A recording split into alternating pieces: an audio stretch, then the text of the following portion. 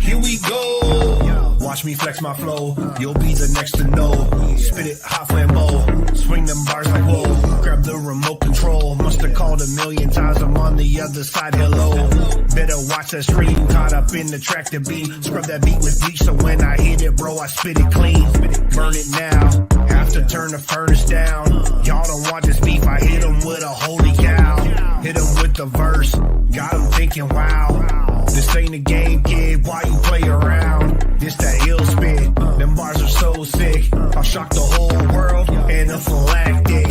Every single time I spit another rhyme, the planets all align so bright I blind them with my shine. Bro, I'm designed to make your confidence decline. Every line about to blow like stepping on a landmine. Here we go. Here we go.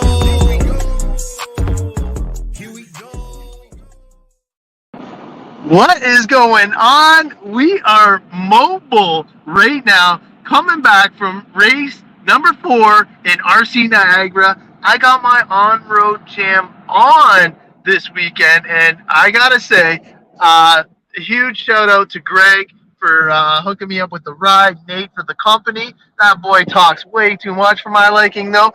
Other than that, had a blast, learned so much, had little Briar helped me out in the pits, reminded me of my my kids when they were a little bit younger. But man, that track did not disappoint, and I got an on-road themed guest with me coming up. I'm gonna bring him on right away because you know what? I'm in an on-road jam right now, and we gotta see what we can do to keep this ball rolling. So without further ado, let's get this on-road special going right now with our special guest.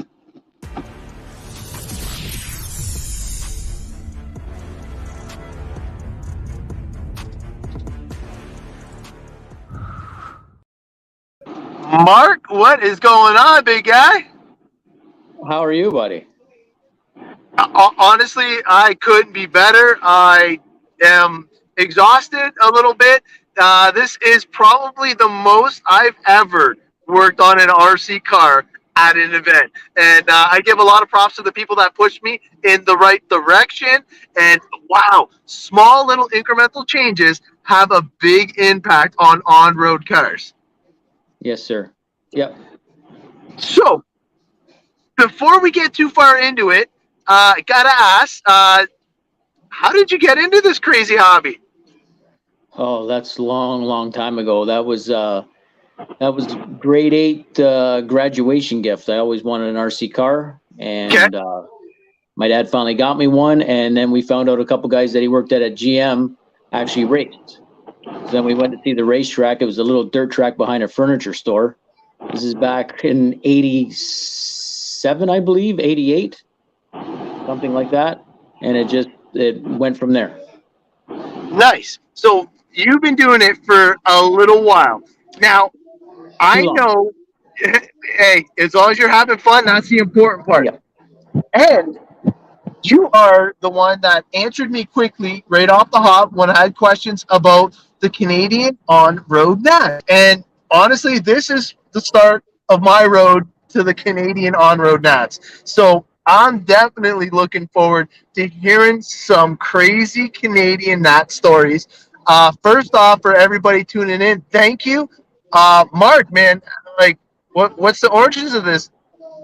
Of the Canadian, well, the best part of the Canadian Nats is that after I got in and out of the hobby a few times. I'm sure everyone does, right? So I went back and just started playing men's hockey for a few years, and well, you know, this crazy hobby, and then all of a sudden somebody calls you or you hear about it, and next thing you know, you're back in again, right?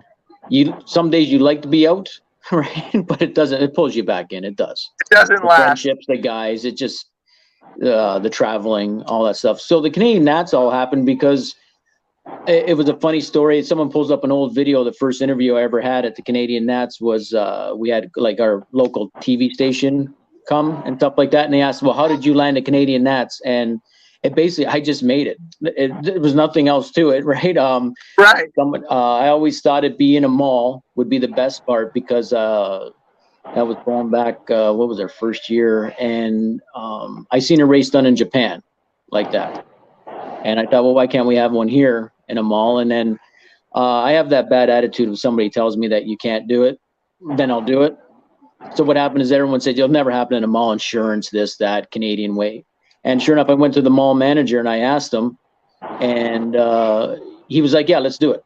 So I was more shocked than anything. I was going in there thinking that he's going to say no. And he was just like, yeah, okay, sounds great. And it all started from there. Awesome. Yeah. So it never hurts to ask. Keep that in mind, peeps, because this thing is going to be one for the ages. I've been telling everybody it's a bucket list race. And honestly, my first time going, I didn't race. And I saw what you guys were doing.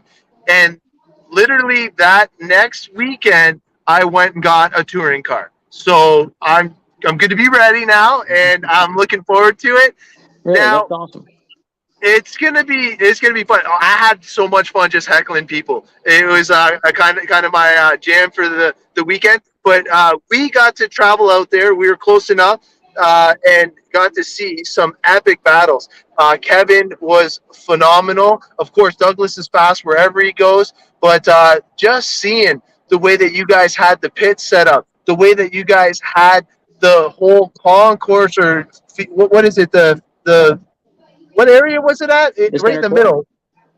Center court. Yeah, and everybody had kind of like their own store pit room, and it was awesome. You had to go through tech, which was just dialed, and just really impressed with the whole way that it's been handled and done. So I gotta ask, who's some of the bigger names that have been to this epic race? Oh God. Well, the one pre-COVID, that was our biggest one. So we had guys from, oh God, I'm trying to remember their names.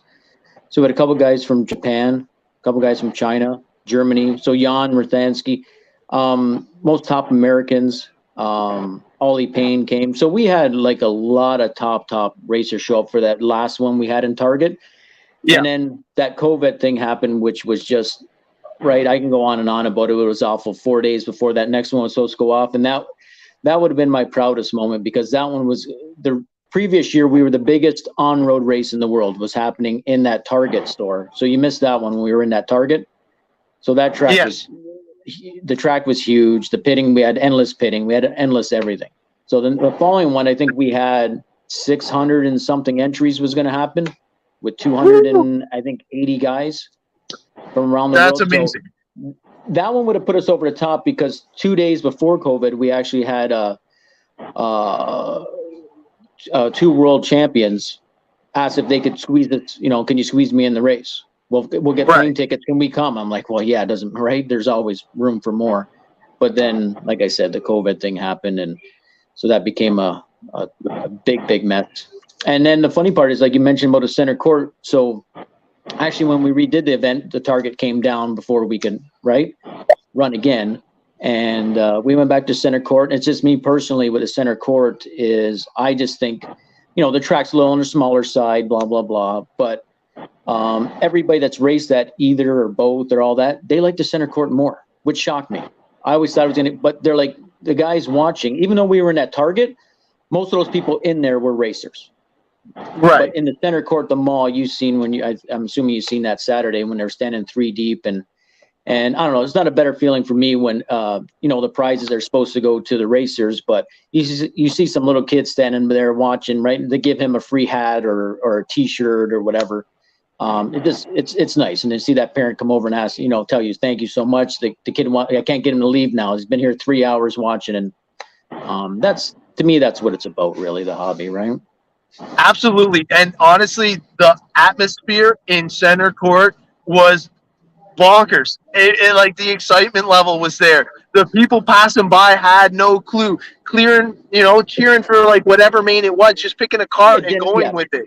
And that's what's cool about it, is that anybody going by they don't know A main, B main, C main, or whatever. They just like to see the cars battle, and it's like car wreck on the highway. If someone takes somebody out by accident and some car's up in the fence or whatever, more people cheer, right? But they don't. Absolutely. They don't get it's not supposed to happen, but they think it's wild. Yeah, we had other. I know it's Welland, right? It's my hometown, and I know it's a smaller mall, and there's been other malls that have actually asked us to do it. Okay. Or why don't you travel and do it a couple times? And the problem is we're lucky enough that the Welland Mall has some empty stores to pit in. So anywhere else doesn't have that space actually to put a track. And if they do, the mall's packed with all their stores. So where do you actually, pit all the guys? So we're fortunate enough right now that there is some empty stores in the mall. So it lacks that part. But the racers, they always tell me they love it because the food court's around the corner, right? Our Americans well-fed, everything. Yeah, and it's another proud moment when the mall says, other than Christmas, we packed the place. So yeah, I definitely like the whole theme, and whoever's doing your media promotion is on point. Corey Basilewski, the Bazzer. He's one of a kind. He gets a thumbs up because he's helped me since the beginning, and I asked him to do the media a while back, and then he's run with it. But he comes up with some really cool stuff and some funny stuff, and we laugh, right? Oh, we talk it over on some stuff. Should I post this one? And he shows me like our Richard and Ian, the Bert and Ernie one, and stuff like that, right? It makes all the guys laugh, and it's supposed to be fun, right? In the end, the hobby's supposed to be fun. We all want to win. We all want to do well. We all want that kind of stuff, but COVID even made me realize more it is about the friendships and the hanging out with the guys. You know what I mean? If we did this, if we were golfing or playing men's hockey or whatever, it's basically hanging out with the boys in the end. Absolutely. Yeah. And the fun factor that I had this weekend, I knew I wasn't in contention for anything other than breaking my car. So I just kept toning it down and listening to the advice. And once they got my car running 11 seconds, I came off the stand and I was shaking. Like, I don't understand how they just keep it so intense, man. And obviously there was a whole bunch of Douglas Schufelds there, and they were all really fast. And for me to try and get out of their way was just insane. And I have a lot of respect for what they can do with these vehicles, and the amount of effort that they put in to ensure that their race program is on point blew me away. And I got a lot of the behind the scenes stuff this time, because I'll announce all the finishes and I'll talk about the racing. And if I see it's close in the times, I'll try and hype it up. But seeing it in person was insane. The intensity on the driver's stand and the high fives and everybody cheering, you can't ask for anything better than that. No. I got a whole bunch of people. What is this Hans truck thing? That was the beer drinking one, right? Yeah, in the target my buddy Nigel that would help with the announcing. Hopefully, I get him to come back. He's the best announcer. But you know Nigel, right? Yes. So he's the one that started the Han truck thing with the Benny Hill music playing. And it was a proud moment for us too, because then there was a race in California a few weeks after our Nats that we did, and they did a truck race with the Benny Hill music. So we were lapping Nigel. You took it to the next level. And what happened is that the following year, I got a little out of control, and then we did like a beer race. So then you had to make two guys, right? A team with a truck and 6 beers, and you had every lap you had to chug a beer and switch drivers. Right, and we got away with it. Target, yes, we got a liquor license and everything else, right? And we had a bar in there. It was like, I do believe we had like 15 teams sign up for it, and it was a laugh. Man, honestly, that might have been my first ever Canadian on-road Nats, if you guys still had it. Me and Dennis were talking about doing it. My good friend Dennis Mayville, and boy, oh boy, he would have been part beer team, and I was going to try and do the driving part, but together we would have smashed it, man. It would have been fun. Yeah. So obviously good times every time out at the Canadian Nats. I've been telling everybody it's a bucket list race, and I'm happy to say that I'm finally going to be able to make it out. What is some of the highlights for yourself? Because you must have a lot of great fond memories of putting on such an epic event for so long. Yeah, my fondest memory is basically when he first started, and we had, I do believe, 70 guys show up, which I thought was very good for our first one, and to watch it grow. And I guess it's my best feeling actually is when some American guys, I don't want to use Americans all the time, but they've had their big races, Cleveland and Snowbirds and all the bigger on-road races, and the great feeling is they want to know what the hell's going up in Canada. How the hell are you getting 600 and some entries for an on-road race? What is he doing up there? So I try to change it every year, or try to make it a little more exciting. And then a few people have actually said that's the difference of your race compared to some of the other races, is that you never know what to expect. Whether I'm driving in 4 hours, 8 hours, I took a flight in, the whole talk is what did Mark and his crew do different? So it's a nice feeling, because I went to some other race that I haven't been to in, I don't know, 20 years or so. And not to say that, but it doesn't change. You know what I mean? Everything seems the same, which is good. It runs, it works. But I like that feeling when you walk into the Canadian Nats, is they're like, what the hell is he going to do this year? What craziness, what whatever. And some guys that have been running a race for a long time walked in, and he actually says, oh my God, we are behind. What are we going to do? And the other guy that helps goes, I told him, I said, you're on your own. I'm not helping you, because this is just far too much what they've done. So that's a proud moment. And hearing that, from going to 70 something guys to, like I said, pre-COVID, but we had 260 something entries coming from all over the world to Welland, inside of a mall in Welland, to run RC cars. So it's a great feeling. And my crew, the guys that helped me since the beginning, are just awesome guys. You know what I mean? They take the time off work and work endless hours that week before to put on, it's funny, to make me happy, right? I'm sure they're happy as well, but their racing suffers too. You've probably done that before. You watch guys that help too much. You know what I mean? So they're going into Canadian Nats knowing that the odds of them making an A main are very slim, because they're so busy with everything else that their racing suffers, and they're still willing to do it the following year. You know what I mean? And I understand, right? Most guys are like, right after a while, it's like, hey man, I want to do better at this big event, but they're still willing to put that to the side to, help set up a whole track for a week.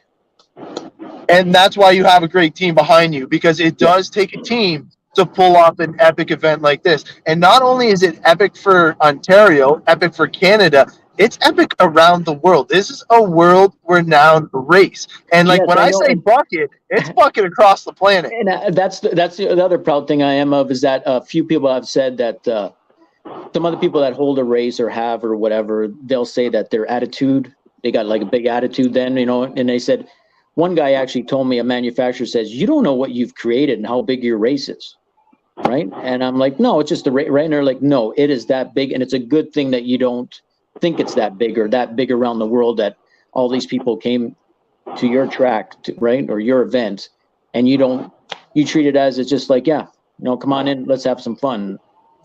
So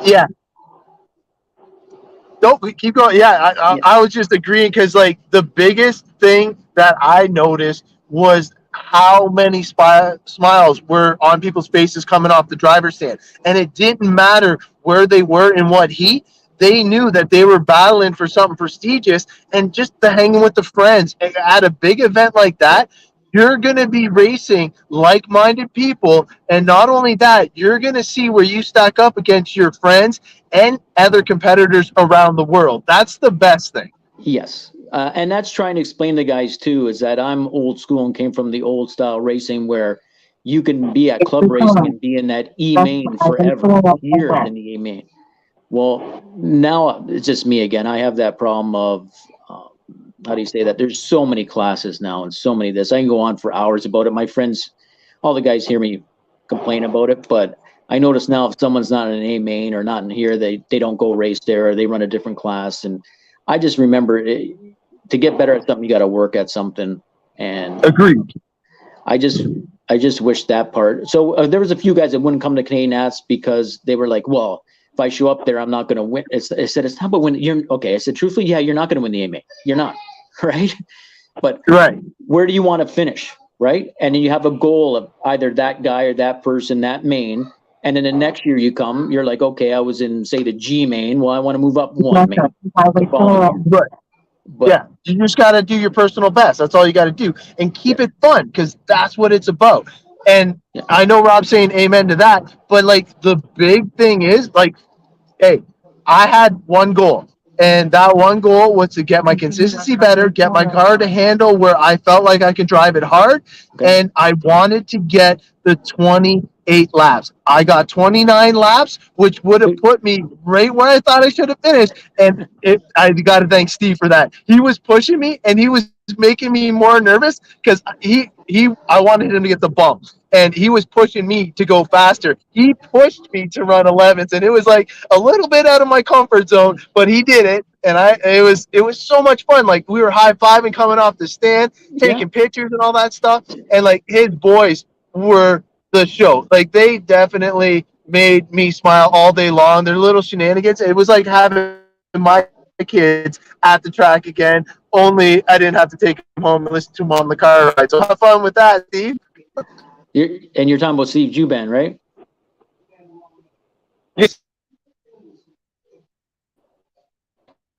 But like the thing is with Steve, broke every time out. So the reason why he was behind me was because he had to bump like from the D to the C, then from the C to the B. He raced all the way up to second, and then just had one small bobble, bent or tweaked his steering. I'm not sure. He has an automatic, so they're very touchy cars. I would never Yeah. drive an automatic just after what I seen this week.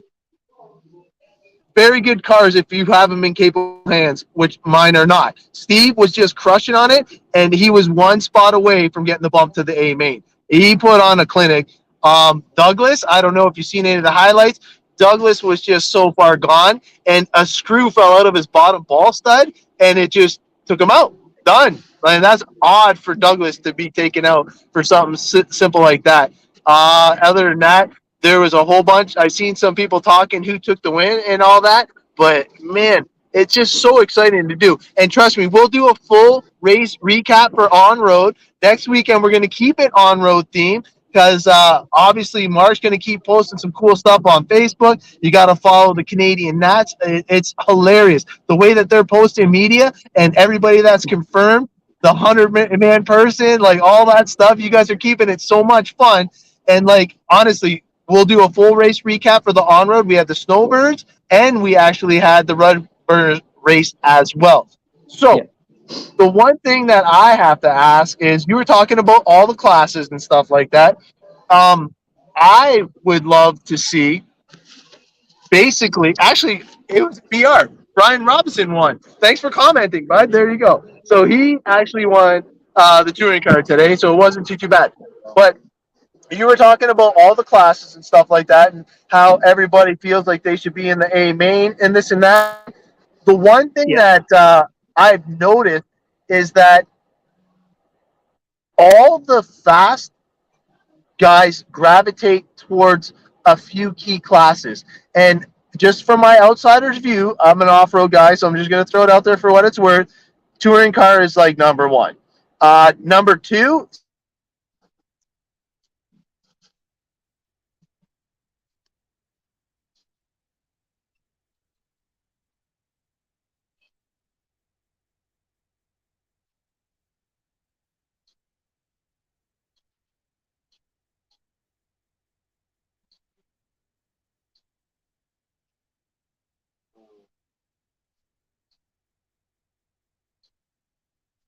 You froze up, my man.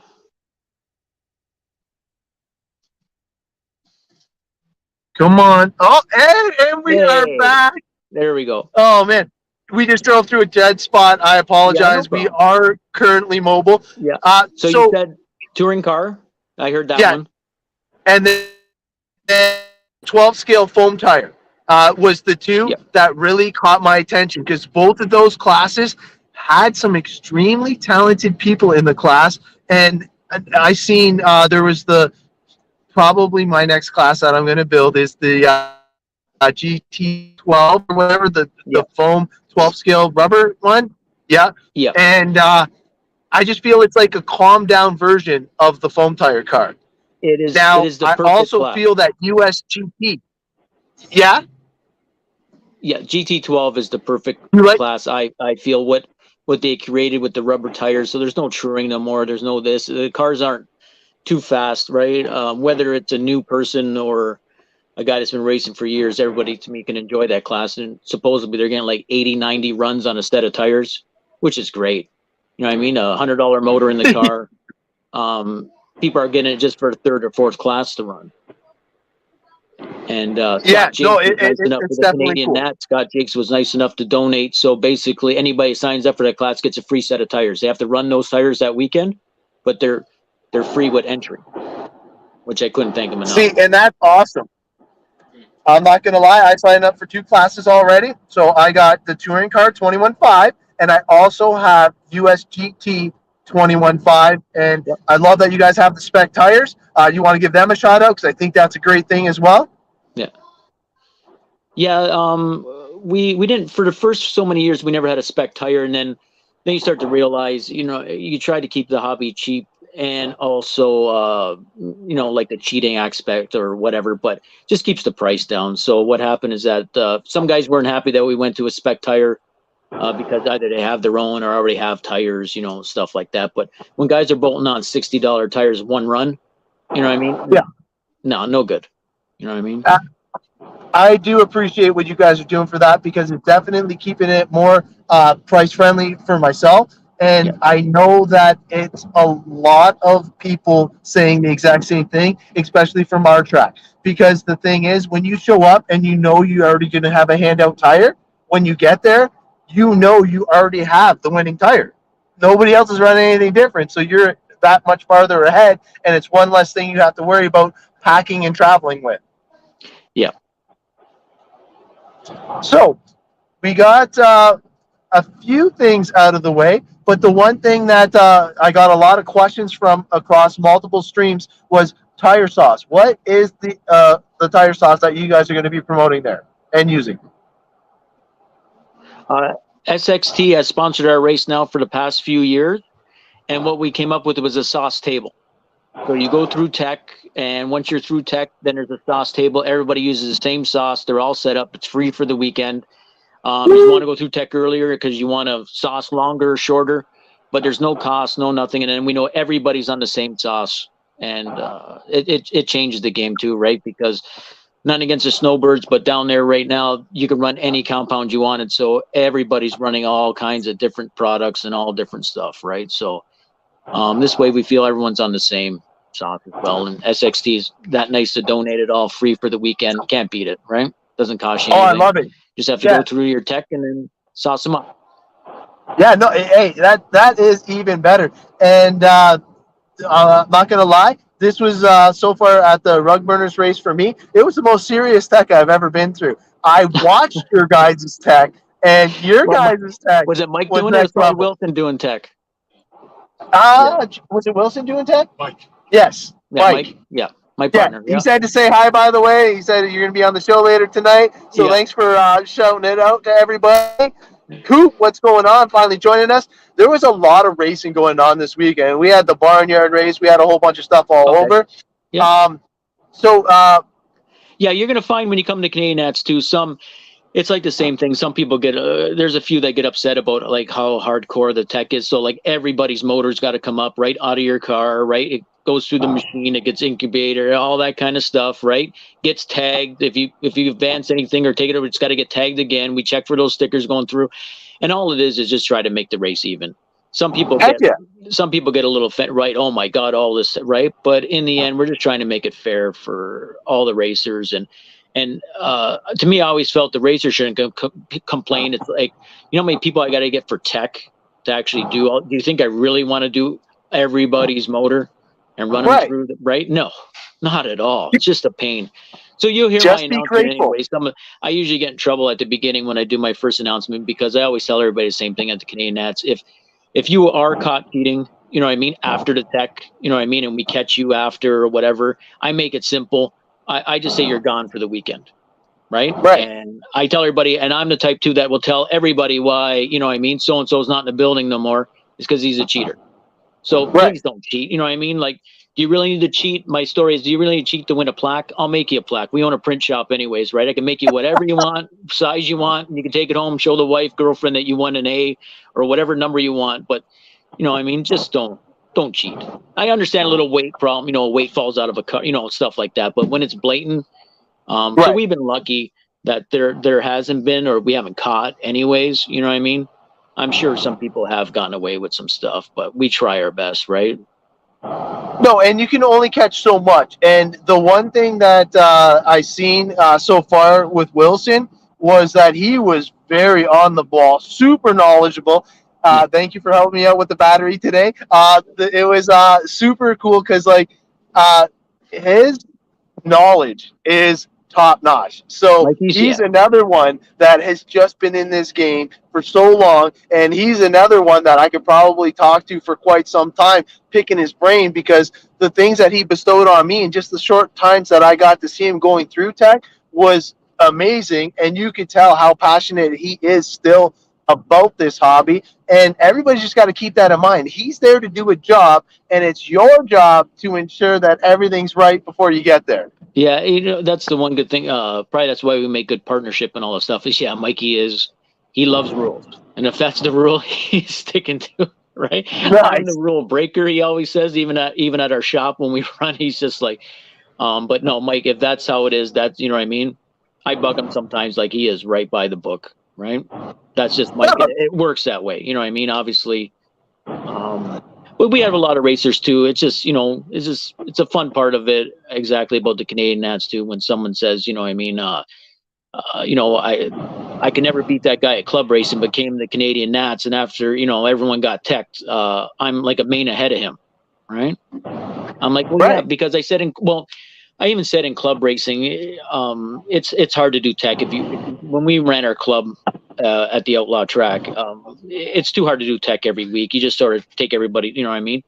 But he would ask me, he goes, like Bryce's cars, he goes, you always have. I'm like, well, yeah, because to me, I already want it set up and ready to go for any roar event or any event that has tech. You know what I mean? You can rip all the weights out of your car, you can do this, but why do any of that when it comes to a race when there is tech? You gotta put all that stuff back in again, right?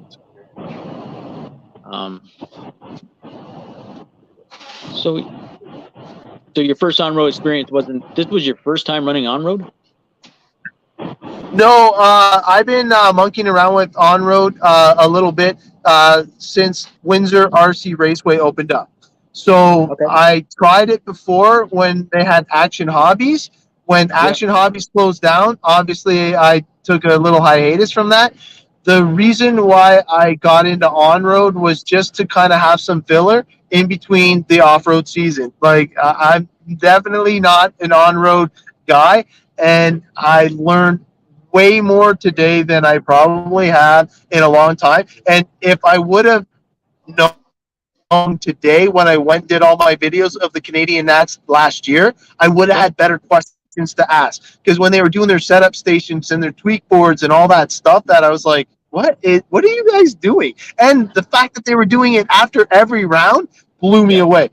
Their maintenance prep and program have to be on point to make it to that level.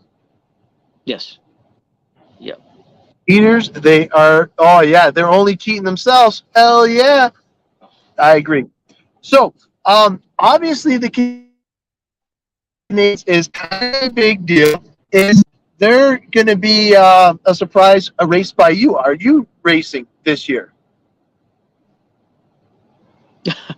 Yeah, I probably am this year. I haven't raced in a long time, but I told some guys, just me being me, joking around, but I'm always like, yeah, but they always bug me. Some guys are like, how come we don't race no more? And I said, once Bryce showed more interest in all that, right? I'm very competitive, right? Instead of working on his car, I'd work on my own and stuff like that. So once he showed interest, but I'm probably gonna put a car together and run something. So I tell the boys that, sorry? So he's your son, right? Brycey? Yeah. My oldest one. Oh, nice. So we're just going through a bad spot right now. So bear with me for 1 second. Where are you coming from anyway? Where are you going? You live in London? No, we live in Windsor, so we're just traveling back from Niagara Falls. Yeah, no, I know you come back from We're at Falls, but mile marker we, 154. we just So came. My middle making son it had a hockey tournament that way today or this weekend, so I just got back nice. from. Oh yeah, we were. I don't know even know what city we were in. We were in the middle of like nowhere, but we were probably a half Yeah, hour he put on a great show. past.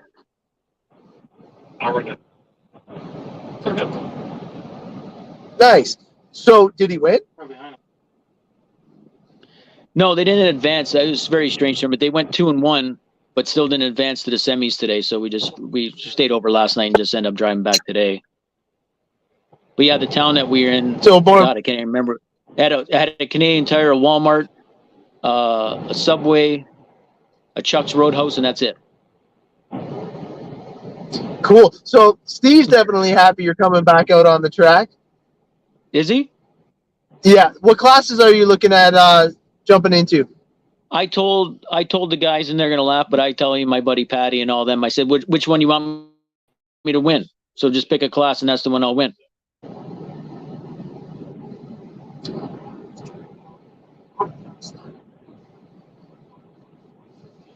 Uh-oh. I think I got lost again in Yeah, no the problem. mix. Oh, there you're back. Okay. Man, I apologize to everybody. I am mobile. We're trying to do the best we can, and I appreciate Mark's patience as well, No and problem. everybody tuning in. So making a comeback, and who picked it for you? Who picked? No, they just said. I just said pick a class, right? He's just making me laugh. Some of the boys are like, "You're not gonna." I said, "I'll just win any class I'm in anyway, so it doesn't matter, right?" Haven't run in about 10 years. I'll just win anyways. They're like, "You're too much." That's awesome. So obviously, I feel that there's going to be a lot of competition in the classes that I saw today. What are the premier classes at the Canadian Nats? It's strange on that one. Modified racing is to me is still the class of the field. The problem is there's not a lot of guys that run mod, right? Okay. Touring stock USG. Basically, just like you were saying. It doesn't matter what main it is, what class it is. It's all good racing. In modified, like 12 scale modified, when we had the biggest event that we had, when all those guys, the top 10, and it was just incredible to watch them, right? You could put a blanket over the top 4 for 8 minutes. It was no one's seen a race like that ever anywhere. It's just that I think the cars are just too fast now, personally, and so not everybody could afford to break their car every run. Somehow, it's a given, but you want to see the elite guys run the fastest stuff, open speedos, everything else. You know what I mean? It's a tough one. Yeah, well, I know when I seen Douglas driving a mod touring car, Yeah, moving the track under the carpet underneath the tires, like it was angry. It was an angry car. yeah. So Yeah. Now when you have like all 8 of them in a freight train running together, it's the coolest stuff to see. It's hard to say. You know what I mean? Any class is very good, actually. You know what I mean? They're all agreed. good. There's a whole bunch of battles all over the place. But what is the biggest class then? Maybe that's a better question. What the most entries? What one's that?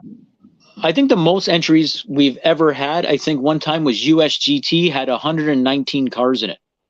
Whoa, that is serious. 119. Yeah, which never been seen anywhere, so that was pretty cool to see, you know what I mean? And to see somebody, like you said, come off the stand and say, they're all happy and high-fiving somebody, and they finished like 92nd overall if you actually counted all the cars, but they were happy. Yeah, and honestly, a USGT to me is a gateway drug into the touring car class. Yes. It's an addictive one, so be careful. Yeah, I think, and what helped that too, again, was that not a Hando, but a spec motor from Gravity came out, a lot of people were upset at first, right? Because they like to run whatever motor and stuff. But when the motors start costing $300 a motor and all this other kind of stuff, to me, I see the hobby going, just motor of the month. It was just getting crazy. Yeah, I was kind of keeping an eye on that for my little spiel. I was into drag racing, and it was like the motor of the day. It was crazy trying to keep up with that. Yes. So I got an actual really good question here from James. What are the other events that are taking up hotel vacancies? in my big town here? Yeah, I know. We usually had the race on March break. And then I pushed it back a few weeks to get away from the Roar race in the States. And then we also, some guys will always say, like, the hotel prices. We only have 3 really hotels in Welland. And so I know both my boys, well, Bryce is playing junior hockey and the other one's playing travel, right? And so I know there was no hockey around here. So I knew it wasn't hockey. And then I'm like, what do you mean they're all booked up? Well, I died, not funny, but when I checked them out now, not in Welland, but the next little city over is age 11 basketball tournament. Jeez. Yeah. Getting and then bumped also by the other one, I'm like, basketball. there's no. And then the other one is the scuba diving club from Toronto is doing a seminar at some hall over here. So all these scuba divers are coming to Welland. Sweet. So we're going to have oxygen on tap, which is good for my nerves because, man, I might need it. Yeah, so that's awesome. I got to make some phone calls and stuff like that, but there's some that will help out in Niagara Falls, which is about a 15-20-minute drive from Welland. But then at least you're in the falls. Like we had some people always tell me, like, I can't believe Welland Mark shuts down at 10 o'clock at night. Like even McDonald's is closed at 10 o'clock. And Wow. I used to tell the guys a lot of times, just, if you want, see more, there's more stuff to do. You have to go to the falls, right? Even though you're staying, it's a 20-minute drive, but there, you can go to casino, you can go to the ballet, you can go wherever you'd like. There's just a lot more stuff to do in Niagara Falls. Especially if you're flying in and you're not from our area, to see the falls is a wonder of the world for sure. Yes, and that's a lot of, you've seen the pictures of the guys that do come from all over the world previous, and yes, you see their pictures in the falls and they get to see it. Got to do it. So we're going to have John Blakely running USGT as well because he's going to get sponsored. He's going to run one of my kids' cars. I'll let him pick what kid he wants to run. So we'll have the Otter in full effect, USGT. Very cool. Yeah, making his big on-road splash. It was funny because we sponsored him last year at the Ron Garrett race, and he finished second on the podium. Wow. That's really good. Very surprised. Yeah. He can run off-road and on-road, so I was really impressed with that because I didn't realize he came from on-road. Ah, okay. Yeah, I had no clue. So who are some of the surprises that have signed up so far? Or is there none? Actually, not as of yet type thing, right? Mostly all the guys that I assumed were coming are signed up. We're sitting at 108 guys after 2 weeks, which is very good, I think. Right? Yes. People. Yep. Yeah, there's no. It sort of reminds me when I first started, and not to sound like my rude self sometimes, right? But the reason to put on this race was I wanted every club guy from within 8 hours away to come to this race. That was my object. Some are like, well, the big name guys, or you need this guy to come and all this. And what I realized is that one time that I mentioned who was coming, and they had most of the local guys had no idea who the hell that is.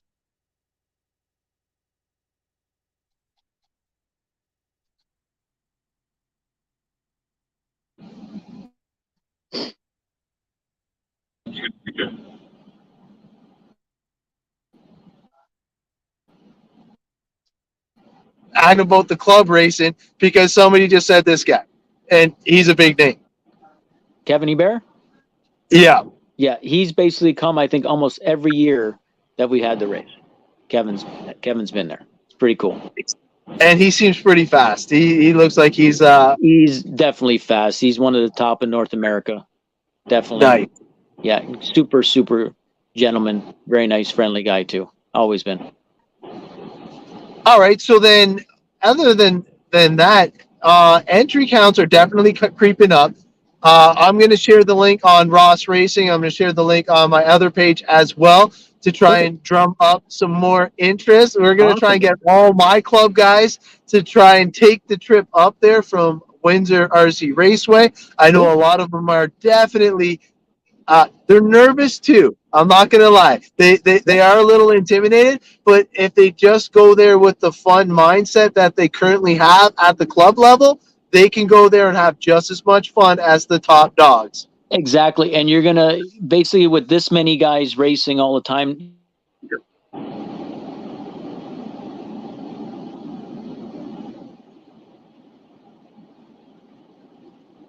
Three lap gap.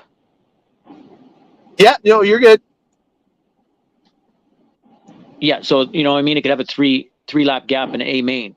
You're gonna find out at this race now, 2 seconds out, possibly you're in the middle of B compared to the top of A. It's that close to race all the way through. So even like say the E main is 2 seconds apart from car 1 to car 10. Yes, you're going to be racing people that are in At your your class.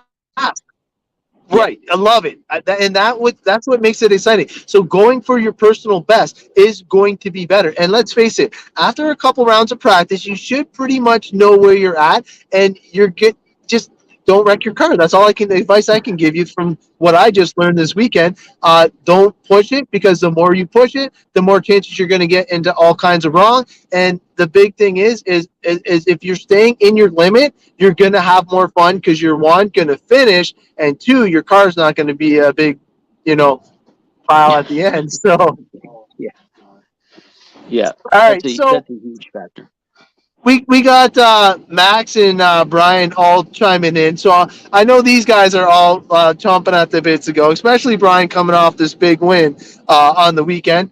But slow and smooth is fast. Yeah, you got to be fast too, but I believe that consistency does really pay the bills, because if you look at the fast guys in the A main, they all had 94% consistency and up. So, Yes. geez, not only are they going faster, very consistent at doing that, hitting their marks and stuff like that. So, what's some of the things that you want to talk about Canadian Nat style?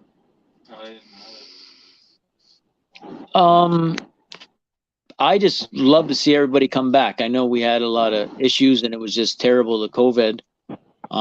We did what we could last year. I know it's going to take a while or maybe never to get back to those numbers like we had. But we're doing our best just to bring back the guys, and actually just want to put on that's why Bazard was perfect. He called it redemption race, because we just want to make things right by everybody, and everybody come out and have a good time again. Dude, you couldn't have said it better. The redemption race it is, because it was due to COVID that all this craziness started, the downward spiral, and you rebounded big time. And having a redemption race to make that up, well, I'm hoping you get the count you need. Yeah, it's been really tough. I made some mistakes, right? I just want to own up to all the mistakes. I've never seen that happen, and I tell everybody the same story. It was 4 days before the event was supposed to happen in 20, and it's the first time in 11 years we were actually ahead of the game. So I've never been that ready. I'm last minute mark, right? Let's get tables in on Monday, right? This and chairs, rent, right? We were ready on that Friday. Everything bought, paid for, in the building, made from trophies, t-shirts, tables, chairs rented. And I went a little crazy that year because we were going to do well with that many people, and you want to impress everybody. So anything I needed for tech, motor analyzers, this, that, big TVs to set up, I bought everything. So I didn't have to borrow anything, right? New computers, new this, new live scoring.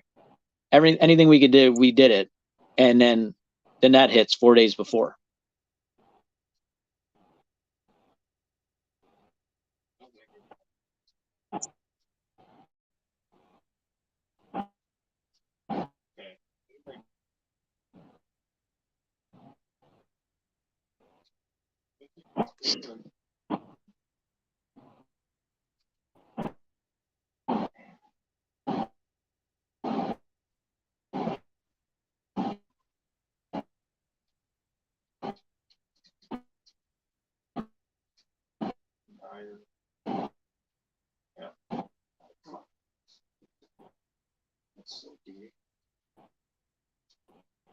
Was not to game to make a better.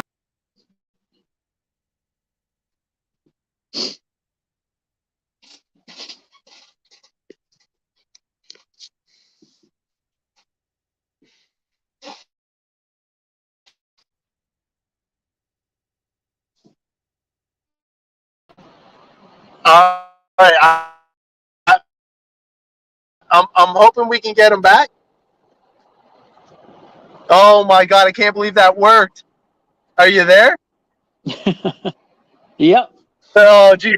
All right, okay. So, hey, what I was saying before I got cut off and went into the tunnel, basically, that it happened right before COVID, 4 days before COVID.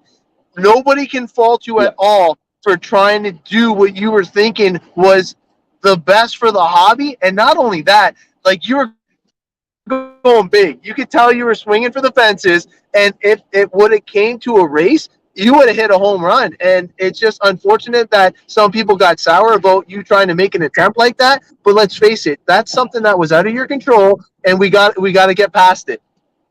Yeah.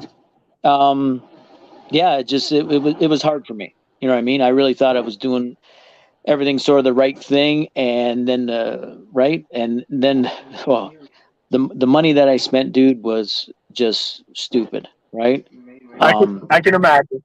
It, everybody thinks that when you run these events, there's another moment I want to talk about is that it's a good feeling, I guess, right? When a lot of people contact me and saying, at least you're not price gouging yet or haven't.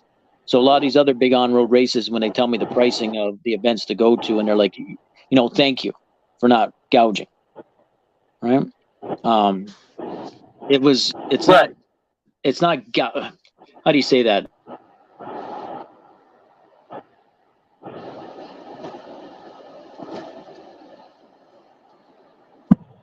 Oh no, did I lose connection again? There you go. Yep. So sometimes it makes you Yeah, upset you're when good. people, until you've actually run a race or put on an event, you don't know what it takes. You don't know what goes into it. And then people talk about the money, right? So people usually end up adding up the entry fees where you take in and think that's how much you take. I shouldn't talk about it, but sometimes it really bothers me because nobody knows how much all the other stuff actually costs, right? Right. And my own place of business being shut down for a week and a half, and to this and to that, and it just adds up like crazy. I understand why some of the other places they charge what they charge, and people go and whatever, and it is what it is. You know what I mean? They gotta make their rent or make their pay and whatever else they have to do. I get it. You know what I mean? We just try to keep it as I always thought the races. I want that, like I said, I want that local guy from Windsor, let's say, or a guy from Ottawa, right? That's on the fence about coming and thinking, oh my God, it's only, I made $60 to race or whatever. Some of these other races could be like as much as 150, $200 to actually enter, whatever the case may be. But I want that club guy to come. That's my thing. I feel you're going to get it. And the biggest thing is, I think that there is new life into the hobby because of that rubber car from the 12 scale. It's given it an opportunity to getting a lot of newbies in it. Also, the spec class for USGT, I feel that has opened the door as a gateway drug, like I said, to TC, but it's also an awesome class that has just come into its own. And it's a class I really enjoy watching. And actually, I'm going to throw my name in the hat for that coming up to the Canadian Nat. So I'll be in touring car and the USGT because I just enjoy that chassis. I need all-wheel drive. I was thinking of two-wheel, but I'm not that dialed yet. So we'll have to go with those punches. Yeah, but back to the other one where you said about that. If that Nats would have happened without the COVID and those world champions coming at that last minute, never mind the 600 and something entries and the 280 something guys, if those three would have came too and that race would have happened, dude, the race would have been blown like right out of the water. If they would have came the following year, would have been probably the most stupidest thing. And another problem I had, if that race would have happened, somebody actually wanted me to put my name in to run the world. in Right. half, right? Which I thought was very blessed. Or somebody said, I can't, right? And they're like, no, you guys, you don't understand what a good event you guys put on. He goes, and this is a big manufacturer, and he actually said, I would do whatever I can and put your name in and back you up 100% to run the Worlds. And me, I laugh, right? We're going to run the Worlds in a old Target store, right? He's just like, it didn't matter, right? It wouldn't matter. It's and it's sort of a cool feeling that some other places now have races in a mall or a track in a mall. Usually it's a mall like ours, right? Where it's pretty much abandoned. Yes. No, it's pretty cool because I'm not going to lie, the whole ambiance is what's dragging my butt out there.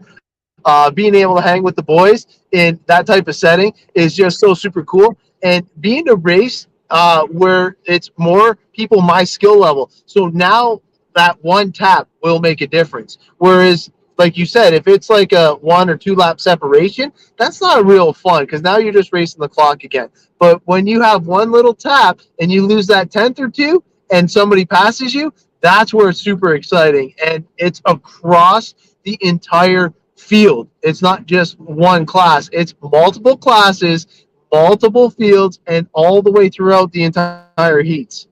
Yes. Yep. Like we talked about. People watching have no idea A, B, C, D, E, F, whatever.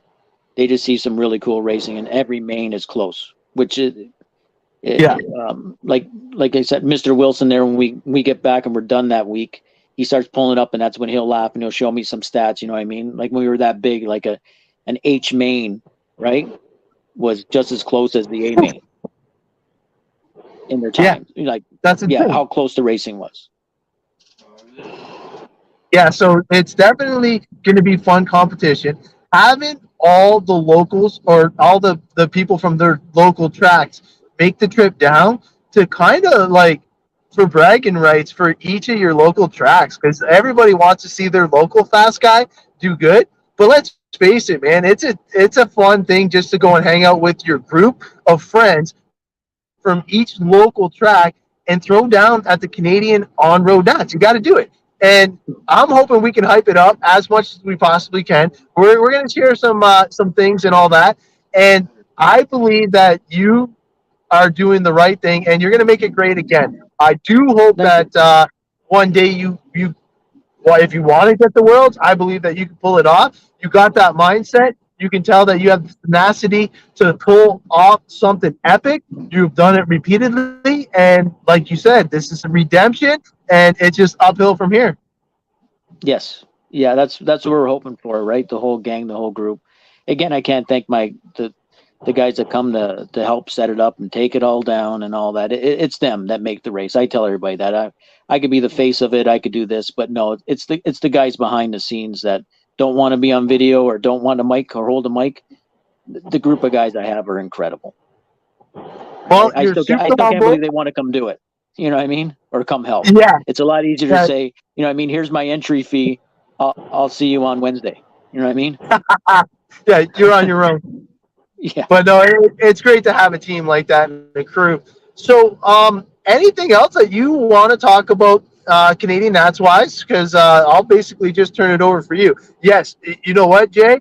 I couldn't agree more. And seeing your son at that race really impressed me, and it was the reason why I started following Barrett. And Barrett has definitely turned it on as of late. He's getting wicked fast. Yeah, and he's a great young man. Great kid, right? Just a pleasure all the time. But to watch him, you're right, to watch him grow up, right, in the hobby and see him as that little guy now to see, now he's a very taller young man, right, with the big bushy hair. But he's an awesome kid. Awesome. Jay should be very proud. Absolutely. So James is saying close racing is the most exciting. The more the entries, the closer the times, the more fun it is. That's the draw of this event. And I got to agree with that, man. Yeah. So we'll do what we can to take the thing. Bear is a wheel. I don't know that one. That must be some insider joke. No, it means he could drive. That's what he's saying. Oh, okay. All right. Yeah. I'm still working on that. Mechanic is mid. Oh, whoa. That's a jab at his dad, I'm sure. Yeah. So, all right. So we got this big event coming. You guys have basically 2 months left, would you say? Or like, obviously you're already Yeah, we still prepared got two now. months left. We're definitely going to work on the program again. It started with uh, Martin and a few other guys and Mr. Zombie, right? Ryan. They helped with the Rising Star. So we created, right? They created. What do you thought? So we got every manufacturer donate something, and then we Yep. picked one person that weekend, and that one person got a full, like, from kit, battery, motors, tires, body, everything, speedo, everything. But you had to run it for a year, and then you could do whatever you wanted with it. But I thought that was always very cool. And then I seen some other places start to do that. So you always feel a little bit better that somebody follows the Canadian Nats, whether it was the crazy truck race and the fun and the Benny Hill music playing, to Yeah. other places doing a Rising Star and giving away. Yeah, the previous year too, when we had a huge entry, I think it was that USGT year with 119 cars, and touring car had 105. Well, I always thought that poor guy that finishes last. You know what I mean? After qualifying. You know what I mean? Yeah. Whether he broke every run, whatever. So my favorite moment is giving that person. So say we had a kit donated to us for a giveaway or a prize. I always thought it was cool to give it to that, right? That big class of the guy that finished dead last. Here's a brand new X-ray car, enjoy, or whatever the company may be, right? Destiny car, this and that. So I always thought I like doing stuff like that because that guy spent his hard-earned money to come to the race, and the poor guy dead last after 4 rounds of qualifying. You know what I mean? Yeah, I'm definitely gonna ensure I'm not that guy. I'm gonna do my best. Yeah. Yeah. In fact, I think we got some people muffling. It might have been Brian, if I'm not mistaken. But we love you, Brian. He's from Windsor, so we got quite a few guys coming up. Some of the announcers though that you had, I know you mentioned the one, and obviously you had Jared on the mic a few times. You had He's going to help out again, right? Yep. So is Brandon Marshall. Yeah, Brandon definitely is going to help. He's been awesome. The Nige hopefully comes back and helps. And then it's funny, my old mechanic, and when I used to travel all over North America racing these silly cars, Steve, he actually managed a hobby shop for a while or owned it, Niagara Central, the big one in St. Catharines, beforehand. Well, he's coming back, right, to help out and all this. And he was actually the one that started the marathon where you just were. Steve was the one that actually started that in 99 or 2000. He's the one that started all the club racing around here and all the racing and off-road tracks. Back in the early 90s, he started from all our travels and all that. He actually opened up the first permanent, everything inside had 2 carpet tracks, outside had 2, 3 dirt tracks, dirt oval, 1/8 tracks, hobby shop in the front. So wherever we went, we kept on taking pictures and writing down stuff, and opened up the ultimate, what we hope to be the ultimate place. That was 90, 91. But that's when that's just when the hobby took, the hobby goes that up and down, right? Yep. It was on that super high just before it opened. And I still remember that year, that 91 year. It's going way back, but it rained all summer. It rained all summer long. I think ran twice all summer. Jeez, especially having an epic facility like that. It really wrecked the whole thing, right? That time. Yeah, for sure. Because that's one thing that we're dependent on is the weather. But as Canadian Nats, you don't have to worry about weather because it's all indoors. Yep. So that's going to be huge. Oh, and the draws that you got. So I got to ask you, who is the farthest person to travel to this race? The furthest person ever travel? Yeah. Oh God. Well, it European, obviously, or the owner of Roush came that the last big year we had. So he came from China. We had some people from Germany. Martin Crisp made a return back. I don't know if you know who Martin Crisp is. He wrote the book. Yeah. Okay, so my buddy Martin, he promised me when he moved to Australia that he would come back for the race, and he did. So he came all the way from Australia the one year just for the race. He's got to have the record. Yeah. Pardon me? Yeah. Even Kenneth says that it's Martin Crisp. He has the longest travel. That is impressive. Oh yeah. And he is one of the icons in Canadian on-road. Yeah, legend, Robin says. He is one of the icons. I wasn't into the hobby until, I'm going to say, 2008, maybe 2009-ish, if that, Okay. maybe not even. Yeah, so I'm like, I'm not a newbie, obviously, anymore, No, but that's when Mike came in as well. Wilson, who you met. That's okay, when yeah. Mike started in the hobby, but I think it was 2008 or so, 2009. Yeah, give or take. And I heard about Martin Crisp almost instantly. Rob Say always talked highly of him. Yeah. Another Andy Vetter was another one that always talked highly of him. And these guys are the ones that I respect and looked up to locally because those are the two fast guys. I'm sure you know who Rob Say is, Oh yeah. Canadian on-road Nats champ. So Yes, he won many years in a row. really, Yeah. I didn't know that. Yeah. I knew he was fast, and he's humble about it because he doesn't, beat his chest too much. But the guy's just a monster on Yes. road locally. Yeah. Yeah. So we talked about the awesome pricing that you're still holding the line. We talked about the venue. We talked about the hotels. We talked about over 100 people signed up already.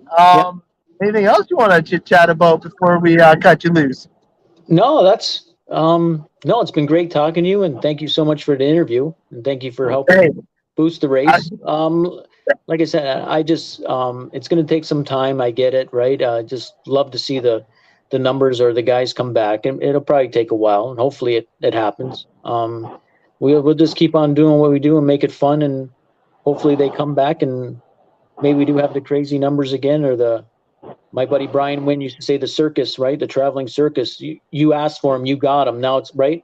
And yes, it became when you start getting those crazy numbers. Yes, it's more of a headache, and you know what I mean. A lot more issues to take care of, but in the end, it's just more fun, right? More guys, more whatever, and seeing some of the names come, it made it really cool, right? That they're all coming here just for this race, and it's a proud moment sometimes when somebody will tell you that, look what you created.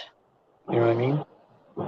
Well, I know I'm looking forward to my first time throwing down on the Canadian RC National track. And, man, I'm stoked.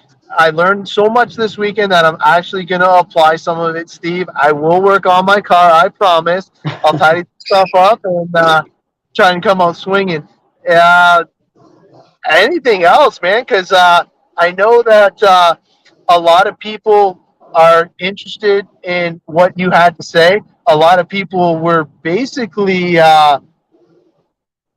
waiting for this to come back because obviously due to COVID, it was like a lot of uncertainties. And now that you're back full force, you got the redemption race. Everybody's got to just make sure they come out and get their redemption too, because if we come, it will be great. Yes. Yeah. And you're right. As soon as you see some names go up or another name go up, then a couple other guys enter, and that's just how it has always been, no matter what race it is. So it's just nice when you see some other names pop up, and then the rest of that group's coming, or some other guys are coming, right? One guy comes from that Windsor area, he's not going to come by himself, right? Usually, just like somebody from London, somebody from Kingston, there's bound to be more. So once I see that name pop up, we're traveling gypsies, like you said. Yeah, like we still have some Americans contacting me saying that they're still worried about coming over the border. We're asking, do you need all your shots to come over the border? So we're answering all those questions the knowledge we have of it. So yeah, you still see how some Americans are thinking that some of them don't even think they can get over the border. I'm like, no, the border's open, right? For us coming in, it's 100% open. And if you're a true American citizen, you'll have no issues coming back, even if you're not double vaxxed. I can tell you my dad is an American citizen, and he is not double vaxxed, and he comes and visits us all the time and gets back no problem. Now, they ask him going back in the United States, and I know a few people that are Canadian that have gotten denied access not being double vaxxed. But right now, all you Americans are welcome to Canada to come race your cars. Don't be scared and let that be an excuse because I want to see the talent there and let's do this thing. Yeah, right. And yeah, I'm good at bugging or whatever stuff I say, right? But I'm always like, if you don't come to this race, then why are you bothering RC racing? And some people, they know me as my humor, right? And they know I'm joking, but I always throw that in there, right? If you don't come to Canadian Nats, why you even RC racing, right? Why bother, right? If you don't come to the race. It's true. I started my road to the OnRoad Nats today. My first step was today. Tweak, like, I don't even know what they did to my car. Steve took over, and the car just totally came alive. Like, small little increments, and the car was just freaking dialed. So running on road racer. Yes. No, Jonathan, I couldn't agree more.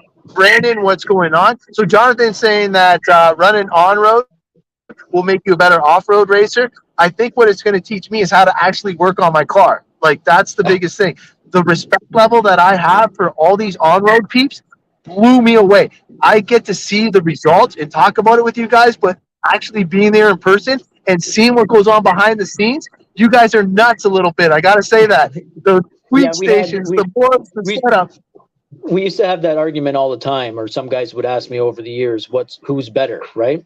Is there a better, right? And me just being me, I always said an on-road guy could go run off-road and do better than an off-road guy trying to come to run on-road. That's just my opinion over the years, but what I've seen, right? If you can run on-road, you can do off-road. You know what I mean? You got to learn how to jump a little bit, but when we used to your travel setup's all over going the to be place, on right? point. I can guarantee that. Yeah. If you come from on-road and go off-road, you're going to be stressing about the dirt because I see what you guys were doing in between rounds and taking your cars apart. Oh my God. I thought you broke and they're like, no, we're just tweaking it. I'm like, what? Oh my gosh. It was a very humbling thing for me to learn today. And definitely, yeah, Jason is like true story. But the whole on-road scene is well alive and kicking in the Niagara region, and I'm definitely looking forward to seeing you at your event in all of your glory. I'm wishing you the best of luck. I'm wishing you high number counts, and I love what you're doing with the funny photos. The funny photos are the best when they actually are 100% confirmed. So keep that up. They're priceless, aren't they? There's It makes me chuckle now that I'm following. Yeah, it's pretty cool when you have some manufacturers contact you too that actually ask that, you know what I mean? We like to sponsor your event, blah blah, and who's doing your Facebook page? They said they are hilarious. The stuff that you guys are actually doing. So you guys are keeping it fun, right? Yeah, you're keeping it fun. You're keeping it exciting, and the whole thing that you started out with, Mark. You never know what he's going to do when you show up to the event. I love it. The whole thing is just going awesome. Yeah, and it's also, you're right. It's also cool to find somebody that sends you where the hell did you find that? Like we put up that one about Kevin Hebert, right? I think he's about 14. It looks like he's modeling by a tree, right? Yeah, love it. He goes, I got to clean up my Facebook page. How the hell did you get that on there? Yeah. No, it was funny. But yeah, the best one was Douglas's. Once we got the comments, because you were right, Douglas had like a super clean Facebook page, but his dad wrecked it for him, and I love it, man. He was like posting some ancient stuff, just the kid picking on all the adults, man. So you're definitely having a good time with it, which we all appreciate as racers because it just entertains us. It keeps the hype alive, and it builds up to an epic event. Yeah. Well, like I even tell the guys too, is that the racing for a while or whatever and stuff, whether it's on road, I don't know what happens in off road, but I bug the guys in the mall race all the time saying that, other than the people that are here racing, they don't know who you are. So you ain't Michael Schumacher, you ain't this, so don't walk with your nose in the air. Somebody asks you a question, someone walking by, hey, how do I get this hobby, right? Please answer them. You know what I mean? Nobody cares that you won this race or who you are with all your sponsors on your shirt. No, people in the average in the mall don't even care about that stuff. Yeah, stay humble, my friends. Yes, always. And that's what's good about, like, say, Douglas and the Barretts and all those younger drivers, right? There's not that big, right, attitude or yet of some racers I met over the years in the hobby, right, that have a very big ego and stuff like that. And it's like, dude, nobody knows who you are. right? Except the guys in that ballroom or in that hotel room, wherever you're staying. Other than that, nobody cares. Yeah. So Martin, I can't pronounce Pilamajar, is asking if there's going to be a TT class. I don't think so, Yeah, right? we're gonna make another announcement. We're gonna make an announcement about the trucks and about that other Tamiya class. Tamiya has come up and actually called me the other day and talked about stuff. Okay. I can't say much more about it, but I was actually shocked, and so we're gonna hopefully change some stuff up and bring back some stuff as well with that too. So See, it was pretty cool. you never know what to expect at the Canadian Always X. shocked. Always shocked, because this gentleman always bugged me all the time. I'm Mark, why the hell are you doing this race still, right? Why are you Yeah. putting up with all these RC guys and their garbage and nonsense and all that? I said, I love the hobby. Some days I wish I didn't, but I do, right? No, and we're lucky that you are still into it because you know what? Doing what you do, it does take a lot of hard work and dedication, and the behind the scenes effort is got to be epic because to put on the show that you're trying to do, it's very hard. And like you said, unless you've done it yourself, nobody truly knows. Well, yeah, and my close friends and all that are in the hobby or whatever, the reason they probably come to help me as much is, right, they know me and the wife, we're actually in an arena probably 6 days a week on top of this, right? So RC racing takes a real back, right, to it. Like even my son Bryce running, he doesn't practice enough or race enough because he's always at hockey or goalie camps or whatever it may be. But yeah, comes race. I don't know. I just enjoy it.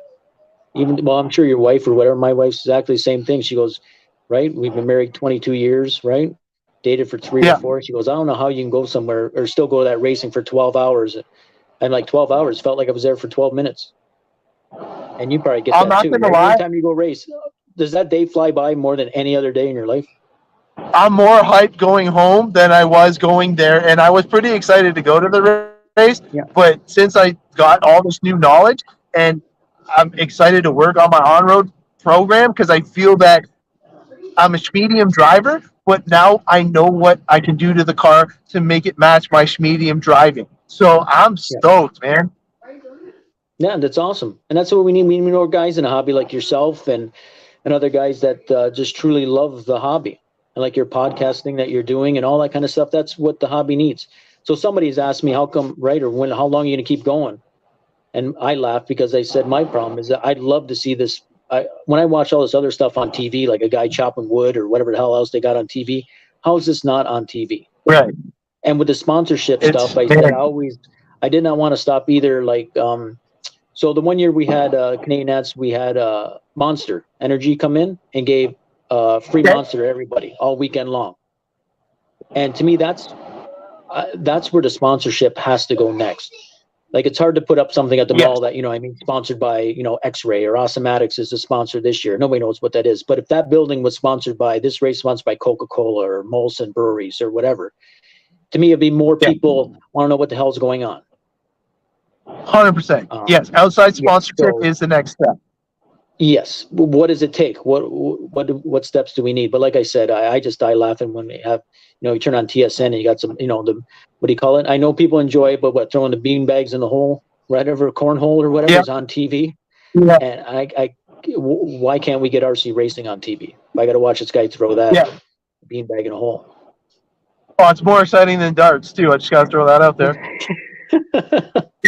Well, I think the darts is about the drinking guy. The guy's drinking in the background and all dressed up in costumes, and the darts, no. Oh man, it's crazy. All right, buddy. Well, I appreciate you coming on board. I do apologize for all the jankiness with the mobile. No, man, it's I love it. What I'll do is I'll stay in contact with you, and when we do have a big announcement, everybody knows that I'm basically covering almost all Canadian content. I barely touch on the American stuff because the Americans already have enough coverage and all that stuff. So I like to do all the local results, all the local races, and talk about like the guys that put forth as much fun as they possibly can, because that's what I want to promote is the Canadian fun side of things. And obviously we talk about the fast guys too, Douglas, don't worry. And but I just want to say thank you one more time. And if there's anybody you want to thank before we chime out. No, I just want to thank you for doing this interview and giving me a shout, and hopefully we could update again or do another one as we get closer, or maybe that week of, and you could do a live feed and I could show you how the stuff's starting to get built or stuff's moving in, or, you know what I mean? If I got another big announcement or you see something that's cool, just give me a shout. And again, just thanks to all the sponsors, and thank you for all the guys that helped me out. Can't thank them all enough. Perfect. Heck Thanks yeah, to all the man. racers So for coming out, we'll man. end it on that. Yeah, Pardon? I will definitely on, and we're going to see how many entries we can get this up to. Yeah, be cool, buddy. Thank you. Safe travels. I know that highway was pretty All right, ugly earlier. yeah, Okay, thank you. it's again. crazy. But Safe travels. you guys Thank have you. a good night, and thank you for everybody tuning in. So I am going to see if I can do this. Let's see here. All right. So we have, no, not yet. Yeah. We are basically done. I apologize for all the crazy quirks and all that stuff. Thanks to Mark for bearing with me and all the cutouts and everything like that. But most of all, thank you guys for tuning in and making the show work. Thanks for Greg for driving me safely and not bouncing around all over the place. And I apologize for Nathan talking so much in the background, but we'll make it work.